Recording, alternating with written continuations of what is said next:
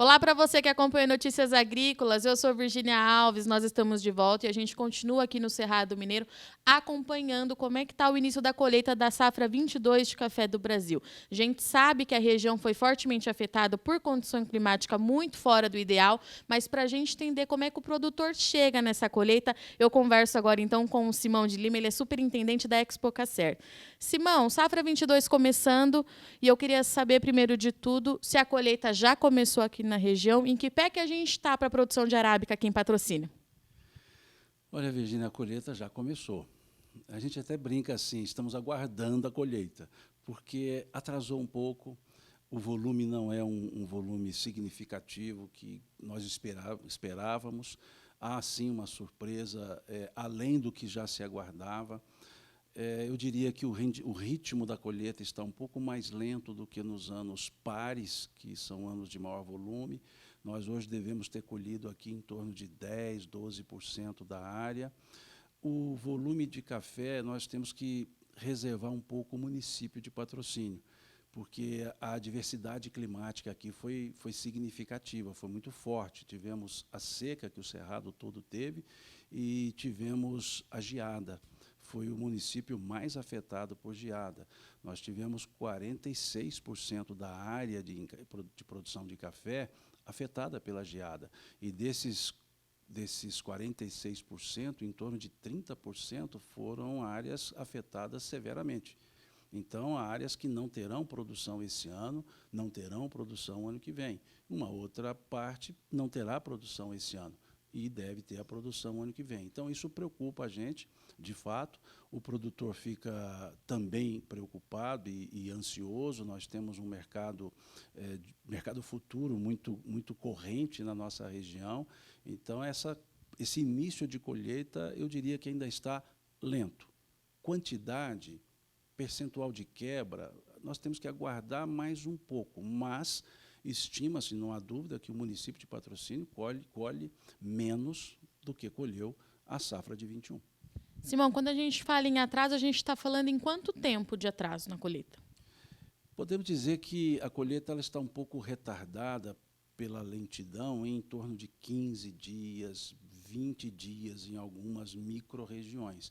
Normalmente, a colheita aqui começa na segunda quinzena de maio. Esse ano, a colheita começou no final de maio e intensificou mais agora, depois do dia 10 de junho. Então, isso é o que a gente chama de atraso. Alguns produtores nos falam da dificuldade até para retirar o grão do pé. A gente diz que ele fica mais agarrado, mais grudado. Isso dificulta um pouco a colheita mecanizada, pode aumentar um pouco o custo de produção, que é outro fator que preocupa.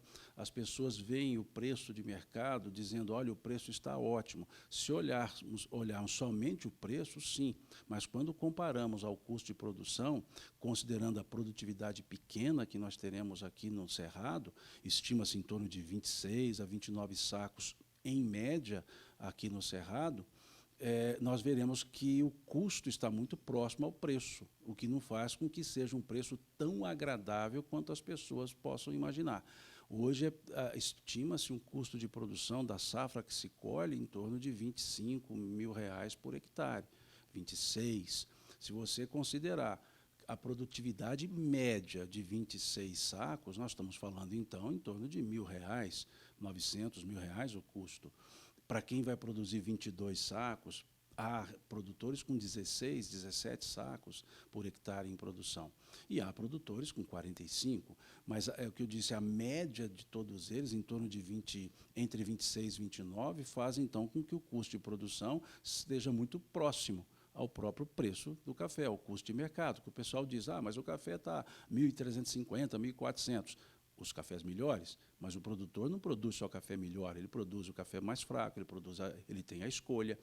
Então, o preço médio de uma venda de café não atinge esse 1.350, 1.400, médio. E isso vai trazer para valores mais baixos, muito próximo ao custo de produção, e para aqueles que têm a frustração de safra, o custo de produção maior do que o próprio preço de venda. Simão, esse custo de produção é em uma média de 25 mil por hectare. Ele é quantos por cento mais caro quando a gente compara com os anos anteriores? É possível fazer essa conta? Grosso modo, nós podemos dizer 60% acima, porque normalmente teríamos aqui em torno de 15 mil por hectare, mais ou menos, 14, 16, estamos falando 25, 26, 24. Então, nós podemos falar, comparando 25 para 15, seria um aumento de em torno de 60%. Então, a gente está falando de uma safra frustrada em tamanho e pelo menos 60% mais caro, principalmente para aquele produtor que foi o mais atingido pelas condições climáticas, é isso? Em tese, sim, em regra, né? Ou seja, como um fator médio. Há produtores com condições melhores, mas há aqueles com condições piores. Então, em média, sim. Então, agora, quando nós falamos cerrado, o patrocínio foi mais afetado.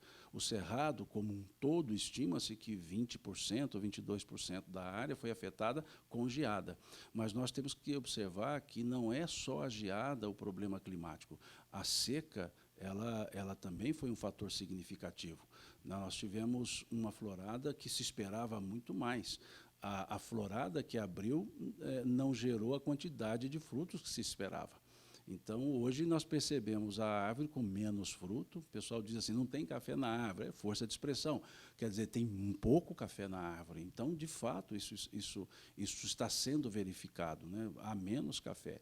Agora, temos regiões do Cerrado que não tivemos o problema da geada, mas a seca afetou. E a seca acaba sendo algo que aparece depois. A geada, você a vê assim que ela acontece e já consegue dimensionar o estrago. A seca é só quando você vai realmente colher o café que você vê o efeito dela. E quem que é o grande vilão dessa alta do custo, Simão? É um conjunto de fatores, é fertilizantes, é mão de obra, colheita em menor escala, a colheita acaba sendo mais cara. O que justifica esses 60%? Nós tivemos aumento significativo em fertilizantes.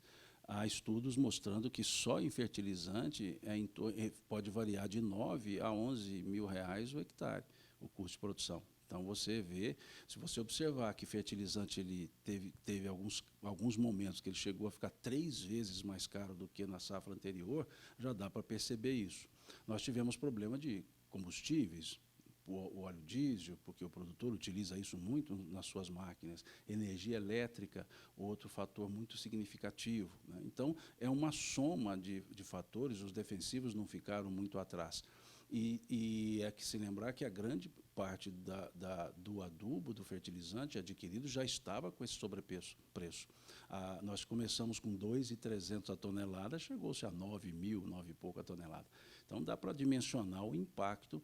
Então, por mais que aumente o café, também se aumentou. A questão cambial, ela afeta diretamente os insumos, porque o café ele não é precificado em dólar, o café é referenciado em dólar. Agora, os insumos são precificados em dólares. Então, os insumos são X dólar por tonelada. O café é uma referência, né? Você tem Nova York, mas você tem os diferenciais. Então, isso é que impacta muito. E não impacta na proporção inversa. Quando se reduz a cotação, os preços não caem na mesma velocidade que sobem quando a cotação aumenta para os insumos. Quando eu digo insumos defensivos, insumos, máquinas, o custo de máquina aumentou muito para a compra de máquina, tratores, por causa das fábricas? Não, pelas contingências. Nós tivemos essa contingência da pandemia que afetou muito o fornecimento de matérias-primas. E isso afetou a indústria de transformação, que afeta aquele que consome. Então, tivemos problemas de atraso em entregas de fertilizante, principalmente ureia. Isso demorou. Então, não era só o preço, era saber se teria também a ureia. Isso fez com que o preço subisse, com a ideia de não ter o produto disponível. Os defensivos pela alta cambial. Tivemos problemas também para o escoamento da safra, para o comprador. O frete marítimo, por exemplo, ele triplicou. Hoje você tem fretes aí de R$7.000, R$7.500 um container que você pagava R$1.200. Então, isso também dificultou, porque estreita a margem daquele que compra. Então, ele vai, a ponta que vende, diminui também o preço de repasse. Tivemos o problema de falta de contêineres, e esses contêineres faltaram porque eles foram, mas não voltaram. E quando voltam com fertilizantes. Então, veja, é uma sucessão de acontecimentos e que impactaram diretamente o custo de produção.